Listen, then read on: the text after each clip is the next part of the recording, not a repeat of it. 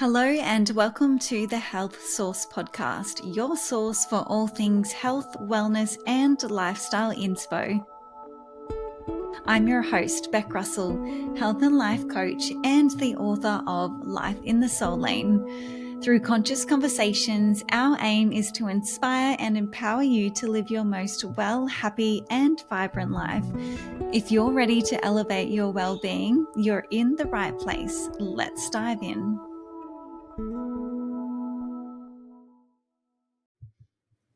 Hello and welcome back to the Health Source podcast. I've got another amazing interview for you on the podcast today. Today I'm in conversation with James Fish Gill and we are chatting to celebrate the release of Fish's new book, How to Fall in Love with Humanity. I really loved this conversation. Fish has got some really unique, really helpful and really thought-provoking ways in which he teaches his clients and the wonderful people that he trains as to how we can communicate clearly within our relationships and use that as a way for us to repair any ruptures that might have occurred in our relationship. So it is such a heart-expanding conversation. I'll tell you a little bit more about Fish. So James Gill, aka Fish, is a transformational facilitator, heart coach, and yoga teacher. Fish empowers individuals and couples to grow mastery in the tools of conscious communication to lead relationship repair in any moment. His unique, radically compassionate approach to heart-led communication has now spread across the globe, and he now trains people to facilitate his approach in their communities.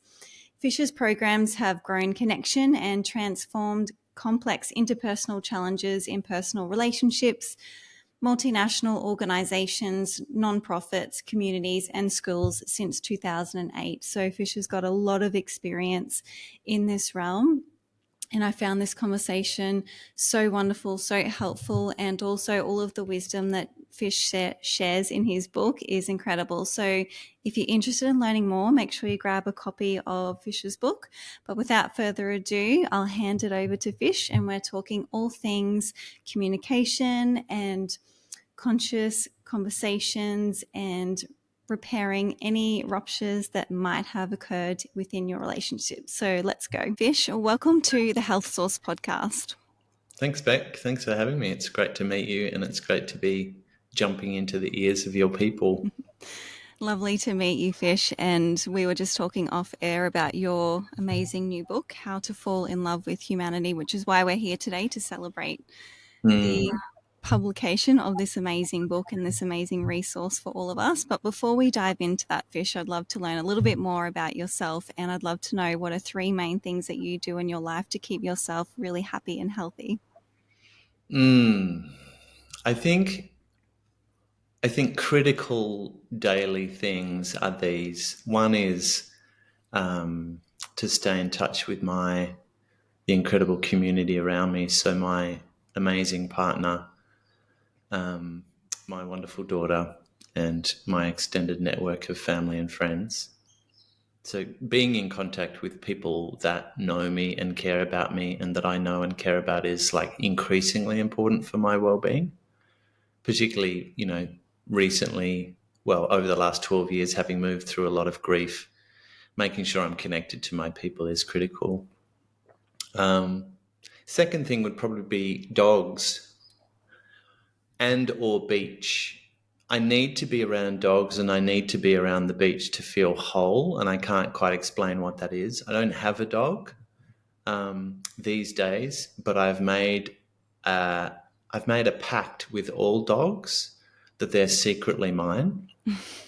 So no matter what dog I meet, there's this immediate familiarity. As soon as I made that pact in my mind, all dogs greet me as if they know me.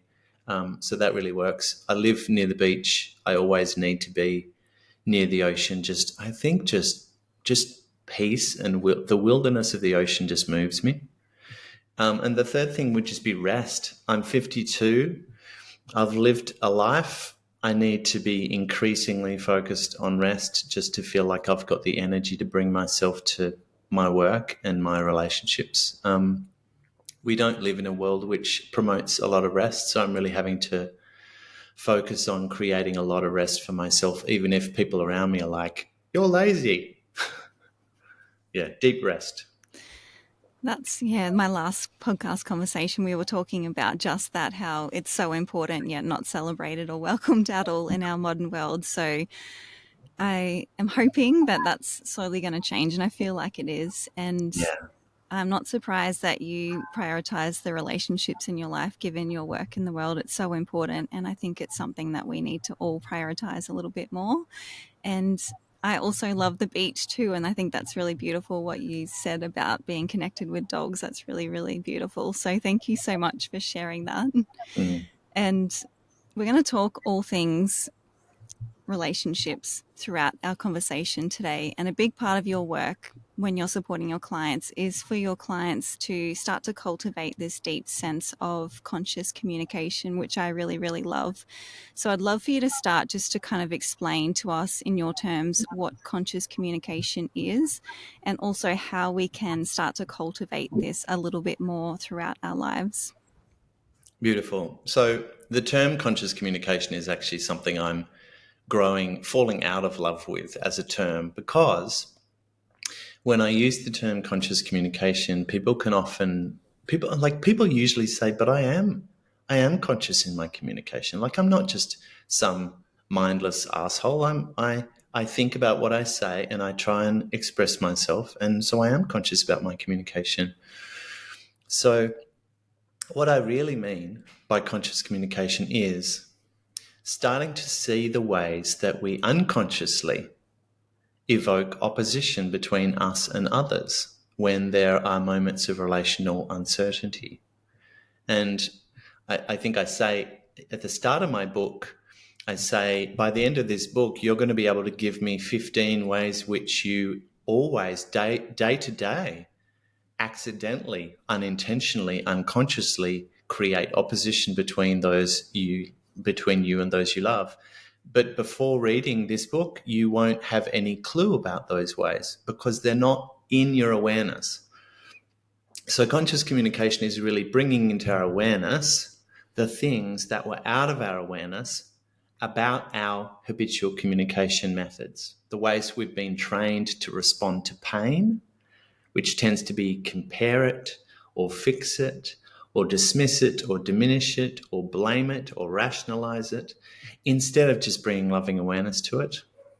The ways we tend to fight for our own experience to be understood and therefore unconsciously dismiss the experience of the other. So there's all these ways that lie outside of our awareness. And for as long as they lie outside of our awareness, we will experience conflicts that become unmanageable and ruptures that are irreparable. And once we start to see what lay out of our awareness, we can start to be incredibly more skillful at facilitating relationship repair, even with people who don't seem willing. So it's not at all about, like, in the spiritual circles, sometimes conscious almost has the flavor of like elite, like I'm better than you because I'm conscious. It's not that at all. It's just awareness. We're just striving to increase our awareness about things that we haven't been aware of until now, which is really our humanness. You notice in the book, and even in the title of the book, I talk about our humanity. We move from humanness and we can't see it. And once we can see it in us, we start to see it in everyone. And then it's like, this is why the shit hits the fan, because of this shared humanness that we're acting from. Yeah, so it's about bringing that into our awareness.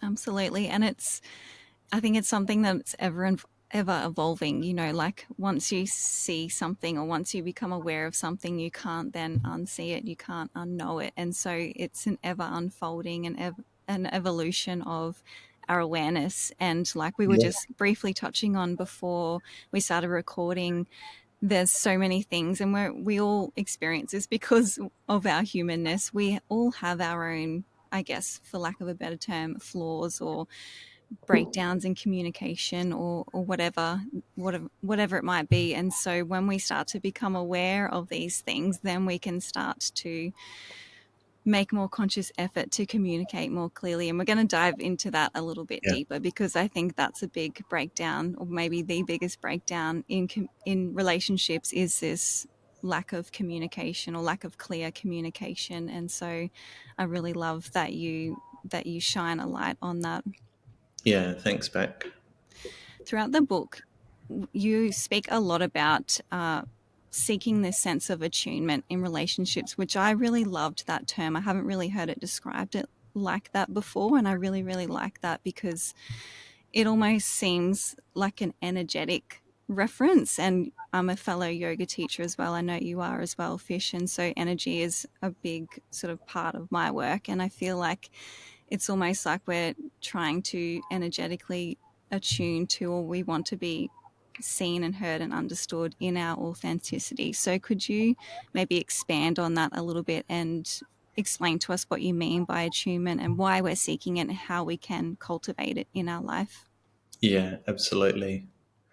So I just ask your listeners to kind of think about a moment in your life, and it might have been a very rare moment. These moments might be few and far between, but a moment where someone was able to really, really, really get you. It could have been a loving parent. It might have been some warm, benevolent grandmother or grandfather. It could have been a best friend. It could have been a perfect stranger on a park bench. But you had this experience of like, I just got fully recognized in the experience I'm having. I didn't have to justify it. I didn't have to rationalize it. It wasn't challenged. It wasn't, someone didn't try and swoop in and give me advice. It wasn't minimized. It wasn't made bigger. It was just, I just feel met in exactly where I'm at. So that's attunement. It's when we experience full loving permission for our experience to exist. Now, that kind of sounds pretty straightforward until you realize how deeply and masterfully we've been trained in misattunement. Take, for example, me standing in the supermarket aisle with my tantruming 2-year-old child, and I say, stop that, all will go. That's a moment of misattunement, because actually what my daughter is saying is, I feel angry and sad about not getting candy.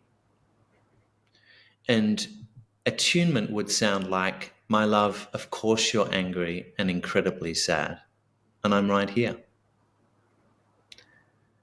There's no solution posed. I'm not challenging her. I'm not trying to get her to feel some other way. You know, we live in this culture which is like, keep calm and carry on. Keep calm never calmed a single human being in history. You shouldn't feel so worried. It never calmed anyone's worry.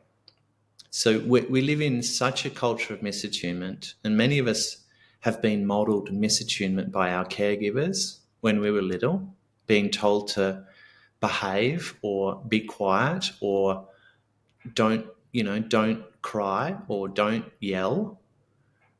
So our emotional expression has been dampened or dismissed or misattuned or completely ignored. And our caregivers experience the same with their caregivers. So it's kind of generational.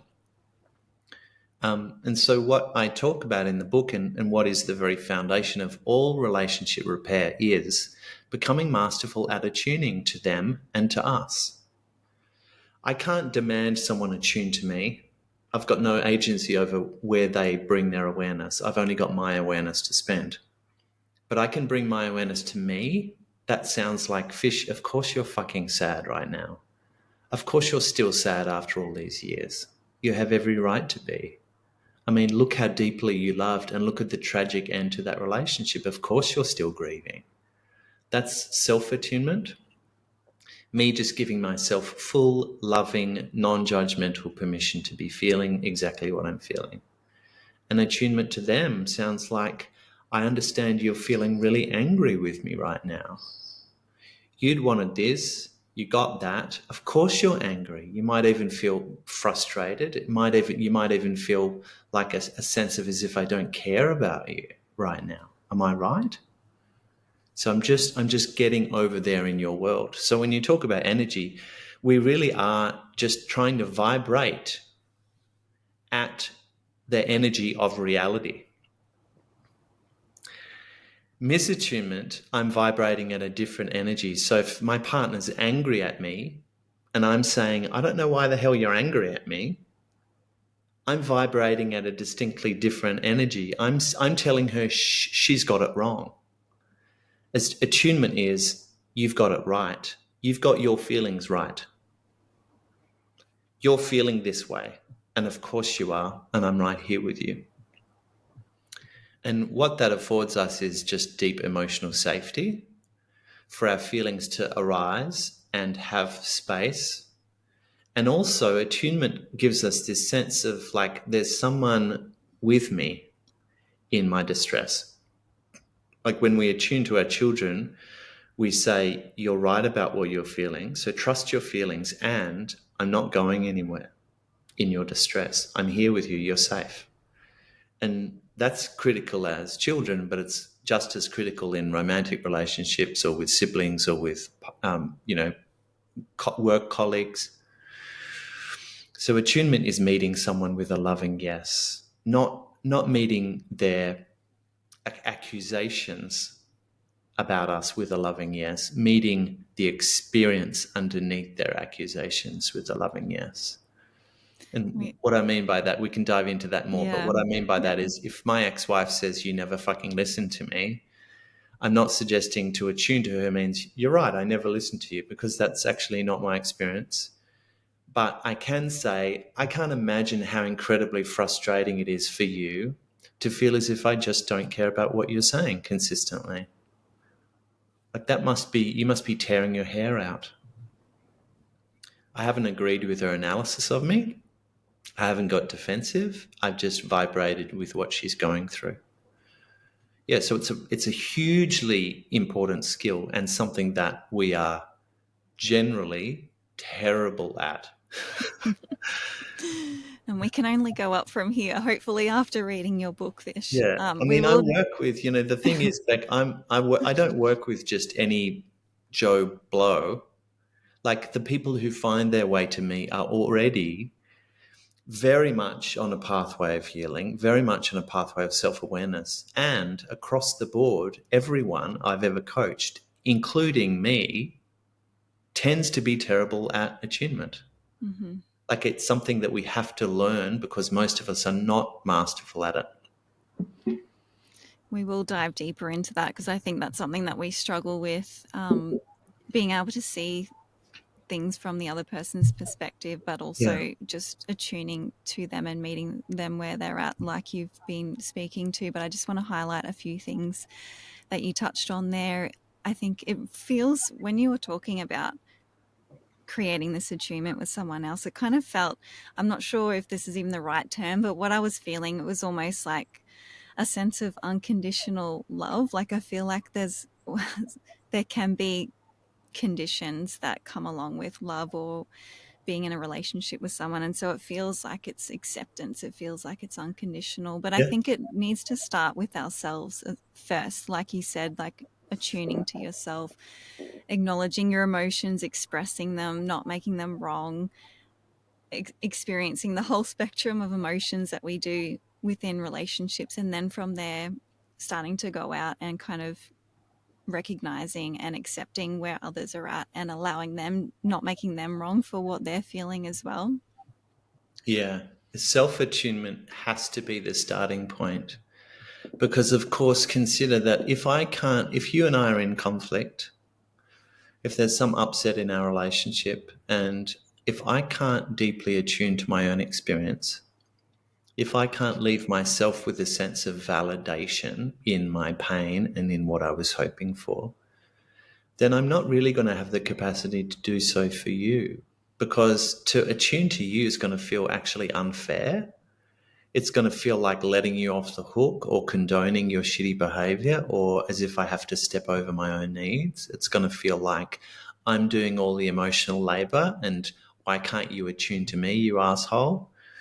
So we have to start with self-attunement, which is quite the challenge because that involves looking inward and recognizing emotions and being able to distinguish what emotions are, what's this and what's that and what's this, and being able to articulate emotions so that we can then validate them in ourselves, and then we can express them to those that we are in relationship with. Because here's the thing, if we can't express our emotions, we can't be in relationship. Because if we can't express our emotions, it will feel like we are in an unfair, unloving, uncaring environment. But in order to be able to express our emotions, we need to be able to recognize them and articulate them. And in order to be able to do that, we have to recognize that emotions are actually a very real thing. And there's this whole notion in this hyper-rational world of ours at the moment that emotions aren't reliable or scientifically verifiable, so they're not important. What is important is the facts. And that is just such a deeply, that notion is so deeply disconnected from relationship. All of us know that emotions rise and fall in relationship all day, every day. That's how relationship is so difficult for us. So I just wanted to add as well, Beck, that I kind of missed this whole critical point, that why we want to attune to ourselves and others is because when pain gets met with love, it heals. When pain doesn't get met with love, it amplifies. It might build resentment over time. You know, when we have those explosive conversations because we've held on, and then we just want to rip someone's head off. Mm-hmm. So it either amplifies outwardly or it amplifies inwardly and we get sick. So pain arises for us and we either attune to it and start to shift it, move it, soften it, open it, heal it through attunement, or we dismiss it and it amplifies. Absolutely. I think we are, as a collective, starting to become a little bit more aware of what you're saying, to acknowledge and express our emotions. And if we can meet them with love and understanding, then of course it's going to be the soothing balm that we need, and if we don't, that it's just fact that our emotions are there, and it's energy as well. And so if it doesn't move in the way that it wants and needs to, then of course it's going to get stuck and stagnant, and this is Yeah. where we can cause disease and disharmony in the body. So it's really, really Yeah. important. I had this beautiful conversation with one of my clients last night. He was sharing his frustrations about something, and I just thought, this man needs to be nailed with acknowledgement. Like, he really needs to be wrapped in my loving awareness. So I took about 5 minutes, maybe a few minutes, to really feel into the depth of what he was sharing and just acknowledge every single aspect, acknowledge all the feelings that he'd shared, acknowledge everything that he had wished for and hoped for and wanted. And his face kind of changed. He went a bit stony. And then after the call, he stayed on a little longer and he said, "Hey, that felt weird and amazing. And I feel exhausted and a bit scared. What's going on?" And so we talked about it for a little while, and, we started to touch on the fact that that kind of attunement it's a very, very rare thing for him to experience in his life. The scary part was that he was starting to contact his emotions because I was giving him permission to. And there's so much there. There's so much stress. There's so much sorrow. There's so much confusion. There's so much loneliness, perhaps, that it could feel overwhelming, as if he could fall off a cliff and never come back. So it's very common for us to kind of go, if we're not used to touching our emotions, it's scary to do so.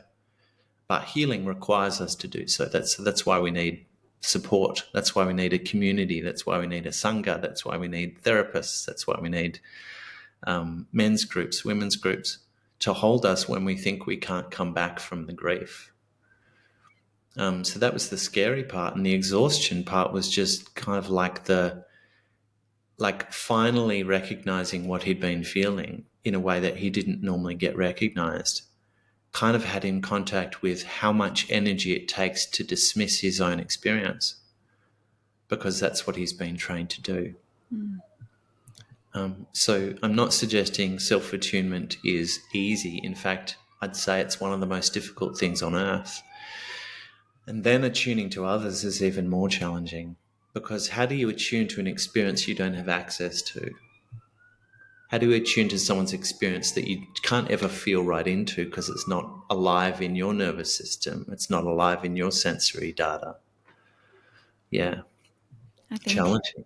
I think it's so common, not just for men, but for women as well, to feel those emotions and to acknowledge them, just because, like you touched on earlier, some of us, maybe the experiences that we've had growing up, maybe our emotions weren't fostered or welcomed, and so to look at that is scary for some people, and Yeah, to have time to yourself to sit in meditation or just take to your journal or whatever to connect with those emotions can be quite scary and quite confronting. And so yeah, if you feel that you need a permission slip to do that, consider this your permission slip now from Fish and myself, because it's so vital for your overall well-being of your mind, body, and soul, and also your relationships as well.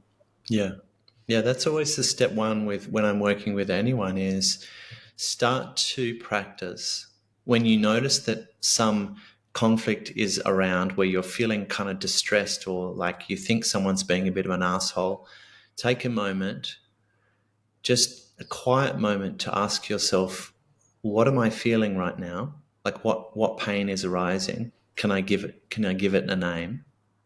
Like frustration or disappointment or hurt or confusion. And what am I really longing for? Like, I want to feel ease. I want to feel connected, or I wanted to feel um, accomplished. I wanted to feel as if I really mattered. So, just those two questions: what pain is alive for me, and what am I longing for?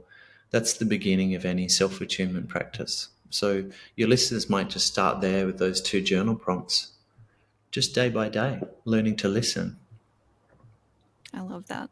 Mm. Let's switch gears a little bit now, and I want to talk about conflict, because this is a big part of your book, and it is something that we all experience in our relationships from time to time, maybe often, maybe not so often, depending on what kind of relationship dynamic that you have. But you've given quite a lot of examples in the book, and you mentioned that when conflict arises, each person is coming to the conflict with their own subjective experience of what's happening, which of course is going to be the case.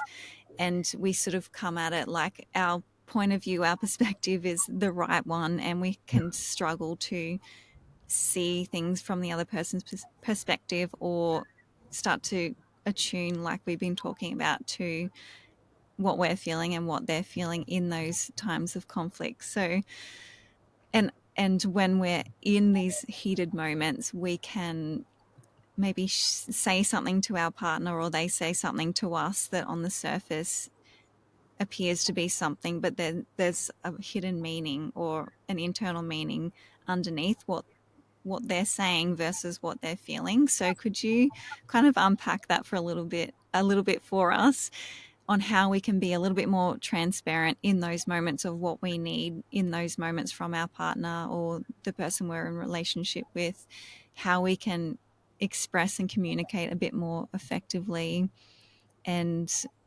yeah, just how we can be a little bit more conscious during those times of inevitable conflict. Yeah, beautiful. So it's a bit of a profound realization for us to see that in any moment of relational upset, in any moment that feels a bit conflicted or a bit like, uh, like a a distasteful relationship moment, we're having an experience and they're having an experience. And lo and behold, those experiences differ, usually wildly. And the more wildly those experiences differ, the more difficult it is for us to bring our awareness to both. So I'm having an experience, you're having an experience. And then so my mind takes my experience and just creates an analysis. I decide what the problem is, what went wrong, whose fault it is, what needs to happen next, what it means about me, what it means about you. So I come up with all these analyses, otherwise known as a story or a narrative. It's different than the experience.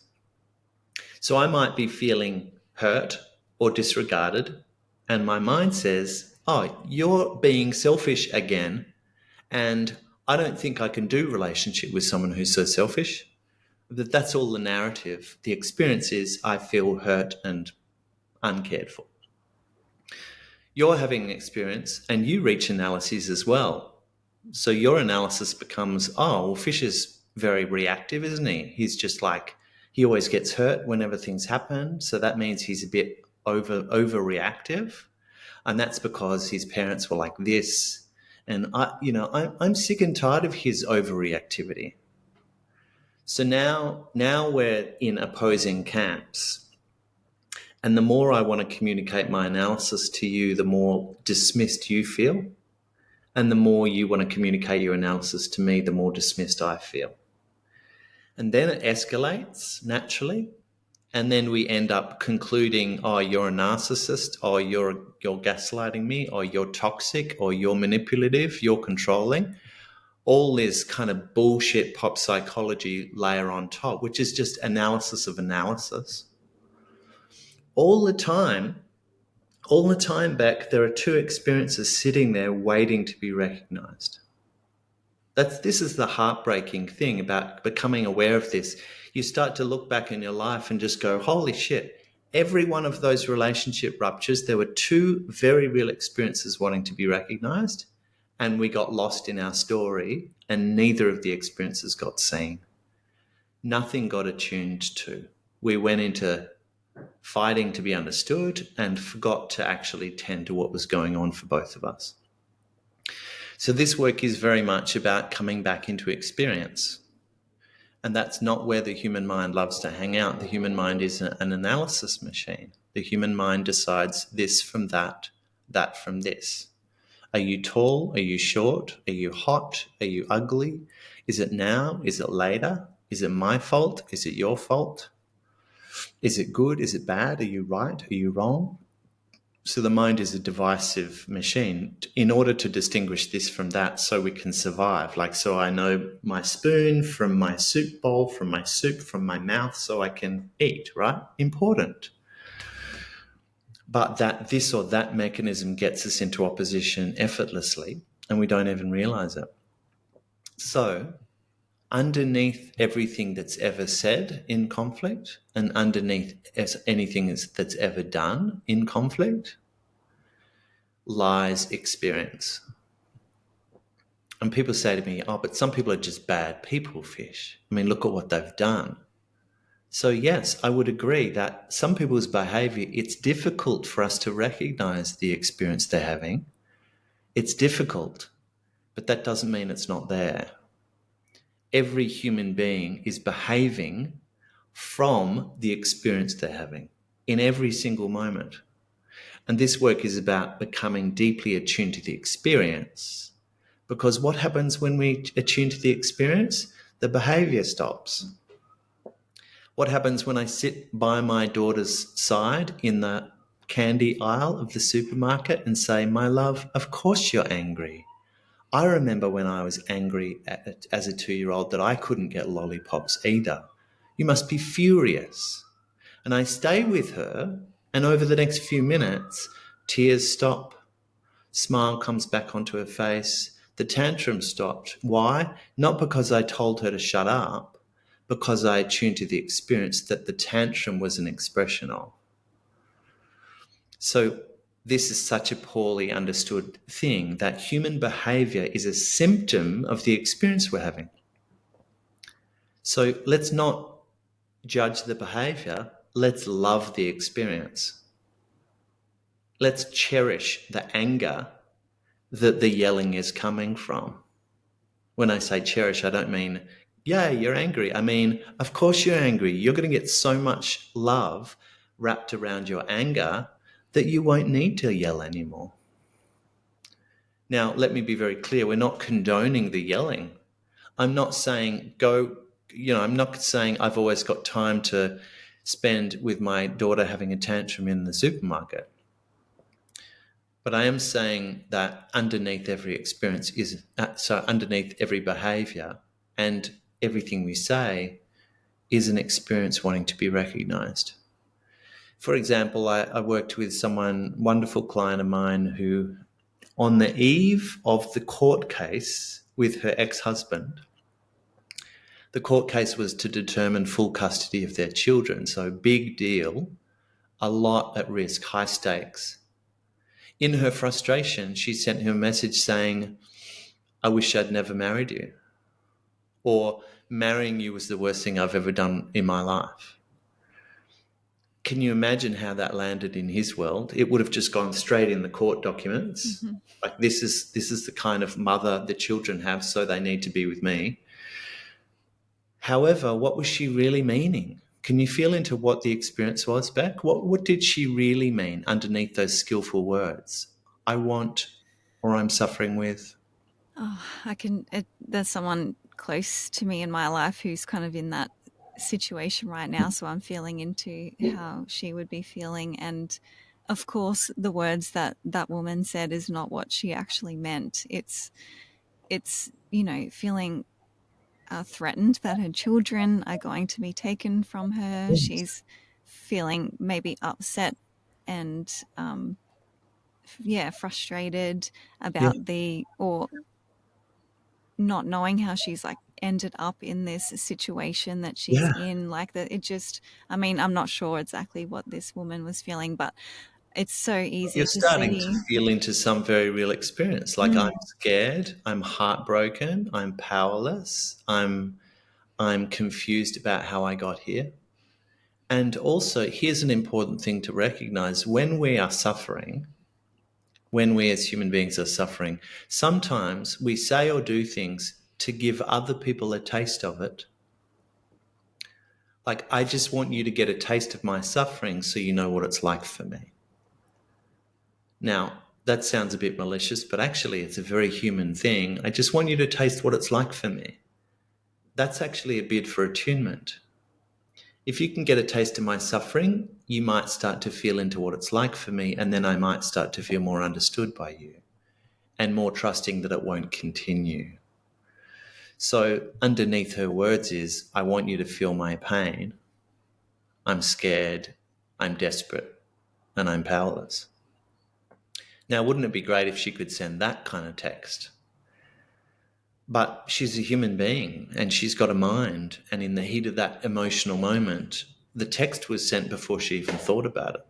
And so, welcome to the difficulties of conflict.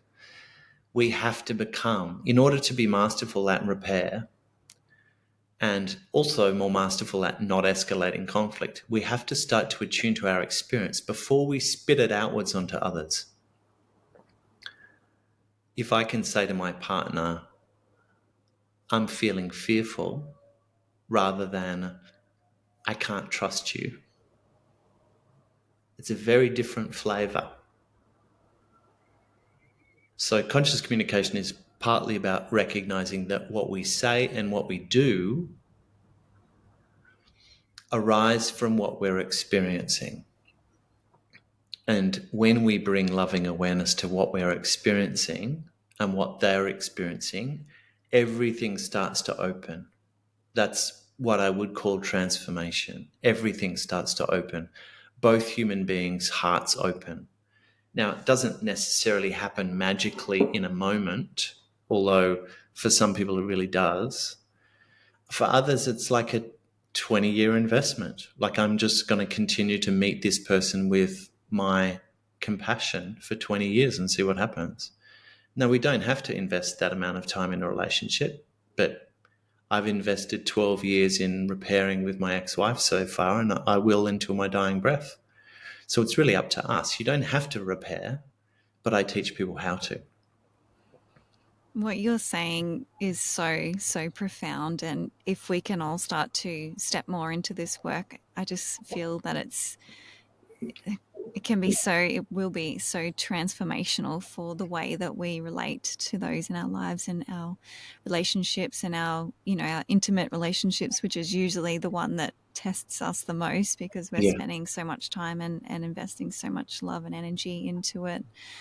But when you were talking, then I was actually feeling like the way that we communicate, we almost need to be a little bit more vulnerable in the way that we Yeah. express, because like you just gave that example of the text that woman said versus how she was feeling internally. And it almost feels like if we can allow ourselves to be a little bit more vulnerable in those moments in the way that we express is how we can create a bit more repair in relationships and more of that attunement in relationship as well. Spot on, Beck. You're so right. To actually express our experience is far more vulnerable for us than to express our analysis of someone else, our judgment, our projection of them. For example, it's far more protected and safe for me to say you're toxic than it is for me to say when you do that thing, it leaves me feeling fearful and uncertain. Feel how much more vulnerable it is for me to actually own my experience. Like we live in a world where it's almost that personal experience is seen as not valid. We have to have some community agreement about something. So people go around calling other people toxic all the time. In fact, that whole narrative is just amplifying in social media, pop psychology circles. This is how to tell a toxic person. All of that is projection. What we really mean, which is very, very true, is that there's certain behaviors in certain people that leave us feeling unsafe. True. Verifiably true. How do I know? Because the feeling's in me. Once I take that feeling and project it as an objective truth about someone else, I'm way out of conscious communication. Like I'm just in hysterical warmongering, actually, but it just feels so natural because that's what society does. Like we just hurl labels at each other. So it takes a great degree of courage, as you're speaking to back, to actually be willing to say, what is my experience? And can I validate that experience even if no one else in the world agrees with me? Can I just honor what's alive in me emotionally and move from that place in the relationship? Of course, it's vulnerable. The other thing that's incredibly vulnerable, Beck, about tuning into our experience and sharing it, communicating it, is because most of us have lived a whole life where when we do share our vulnerable experience, someone tells us we're wrong. When I do say I'm feeling a bit fearful, they're like, well, you shouldn't be. Or when I say I'm feeling a bit hurt, they're like, well, you're just being oversensitive. So it's immediately misattunement. We're immediately shut down. And we've been trained that way since we were little. So is it any wonder that we struggle? But it's a very profound skill to grow. Moment by moment attunement to our own emotional experience, moment by moment attunement to theirs. So we can actually just be in reality.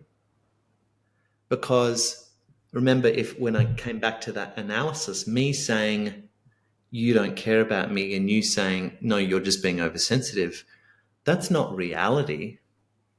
That's a perversion of reality. Reality is I'm feeling upset and you're feeling frustrated that you've left me feeling upset because it's never what you wanted. So, yeah, it takes quite a lot of awareness to bring ourselves back into the experience. But when we can, anything can be transformed because the experience just needs to be recognized and tended to. The greatest challenge for me at the moment, I consider myself pretty good at feeling into the heart of all beings, but there's a certain global political leader at the moment that I'm just having to go, what the hell is the experience he must be having to be acting that way? And I'm challenged by that. I'm really, that's my work at the moment, to think, what is that human who's making these decisions and speaking these words? Where does that behavior arise from? What's the terror in the 2-year-old him? What is he scared about, worried about? Where does he feel insecure? Where is the sorrow that he's never dealt with? Like, I'm really trying to feel into it on a deeper level. Someone that I actually just really want to label as a complete fucking psychopath, to be honest. So I've got my work cut out for me too. We all do. I'm not going to tell you who I'm talking about, though. We all do. It's part of our human experience, I think, to grow and to learn and to keep evolving and keep working on ourselves. So you're not alone there, Fish, that's for Yeah. sure. As we prepare to kind of wrap up this conversation, I've absolutely loved this, and I love your book. It's just got such profound wisdom in there, and some beautiful exercises for us to reflect on. But could you kind of wrap it all up in a bow for our listeners and share your top sort of like 1 to 3 pieces of advice for anyone who's experiencing rupture in their relationships currently, how we can start to move towards greater repair? Sure. First of all, I would say conflict has a momentum to it. Like, it gathers speed. Things get really fast, really hot, really big, really quickly. So for us to tend skillfully to a moment of relationship conflict, some little word and some reaction, when that momentum is starting to gather and it happens like in the blink of an eye, slow down. Slow down. Take some breaths. Don't say anything for now. Walk around the block. Go and pat the dog. Make a cup of tea. Slow down. Because what you're about to say is arising from an analysis and is about to make things worse. Like, without question, you're about to make things worse because you're about to react. So pausing, slowing down, creating a bit of space is number one. Number two, instead of reacting, start to feel into what experience you're having. Not the narrative that says my boyfriend's a selfish asshole or my girlfriend's like so critical of me all the time I can't fucking win with her. What's underneath that? What am I feeling? And what am I wanting? For example, I'm feeling criticized and unappreciated, and I'm wanting to win at loving her. I'm wanting closeness. Start there with your own experience. And then step 3 would be, when you've got the time and the space, when you start to feel like you're a bit more grounded, start to feel into what they might be experiencing. What pain is alive in them? Maybe. Just guessing, just leading your heart towards their experience. What pain might be alive for them? They might be feeling frustrated. They might be feeling disappointed. They might be feeling like almost as if I've made them the villain, so kind of defensive and hurt. And what were they wanting, perhaps? Maybe they wanted their pain recognized by me. Maybe that's why they said that hurtful thing. Maybe they wanted to, maybe the reason they slammed the door and drove off is because they wanted to get out of the state of overwhelm. Maybe they wanted me to see how hurt they feel. Maybe they were actually trying to be understood. So feeling into their experience would be step number 3. And that's going to take you you're going to really need to slow down to be able to do that. That's not natural for the mind to do. The heart can do it, but the mind tends to take over because the mind wants to keep us safe. We go into, you're a selfish asshole, because that keeps us safe. It doesn't actually keep us safe. It creates rupture, but it feels like it keeps us psychologically safe. You're the villain. I'm the victim. Like there's some kind of like junk food resolution psychologically when we get to identify it as I'm the one who's been wronged, rather than seeing it as a dynamic where we've both evoked defensiveness or hurt in each other, which is always the way. So they're my top 3 steps. And then in detail in the book, I show you the method for how you can start to hold your experience and their experience in equal measure and then bring that into your communication. Because for as long as we can communicate that their experience and our experience are both incredibly valid, and we keep bringing loving awareness to both experiences, both behaviors settle, both hearts open, and a way forward emerges. But until we do that, we're just fighting who's right, who's wrong, who's the victim, who's the villain, and it just escalates always. And it breaks my heart because it's happening all over the world. Abuse is happening, neglect is happening, bombs are being dropped, all because the mind goes into who's right and who's wrong. Tragic. Mm-hmm. Well, this is why work such as yours is so important to be out in the world. So thank you for the work that you do, Fish. And just before we wrap up, is there anything that we didn't touch on or any final words that you'd like to impart with the listeners? I just really want to say that, if you do get my book or if you do reach out for group coaching, I just honor your courage because it is so much more convenient for us to sit back and think, some people in my life are assholes and screw them. It's so convenient for us to sit in the snug place of like feeling justified, feeling like we're the hurt party. Why can't anyone show up to a relationship? Where are all the decent men? All that kind of narrative. And it's so much more inconvenient and uncomfortable to stand in a place of responsibility, which says, how am I unconsciously creating conflict in my life? And how am I going to start to bring about a sense of mutual understanding in all my relationships, even if no one else ever does? You can feel the courage that takes. And so if you're even considering this pathway, I'm celebrating you because, to be honest, some days I want to tap out and I just want to call everyone an asshole and drink beer and watch the footy.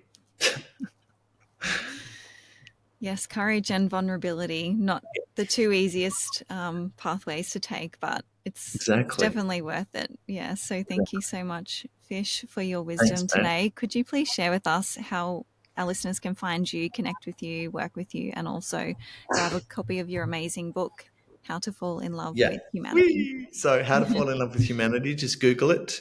You'll find it on Amazon and also in local bookstores in Australia and New Zealand. It hasn't yet got a US or UK publishing deal, but hopefully it does.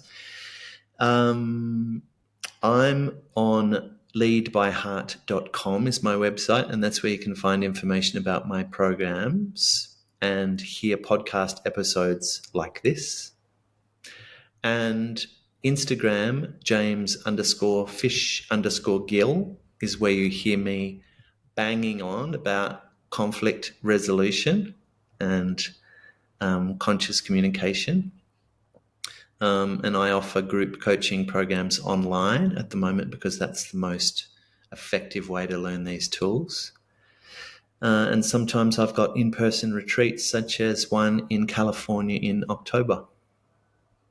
Yeah. Amazing. So reach wonderful. out to my friends and just let me know what you're suffering with and how I could support you.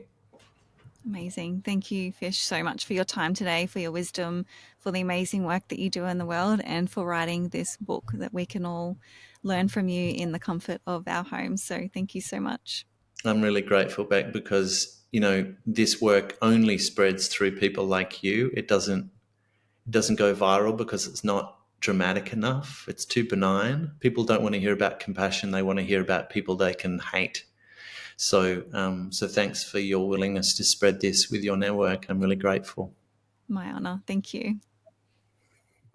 I absolutely loved this conversation with Fish, and I hope you did too. I found it so inspiring and so informative in the ways that we can really improve our relationships and our communication, and just things that we really have never known and never been taught or shown how to show up in relationships in this way. So I hope you enjoyed it too.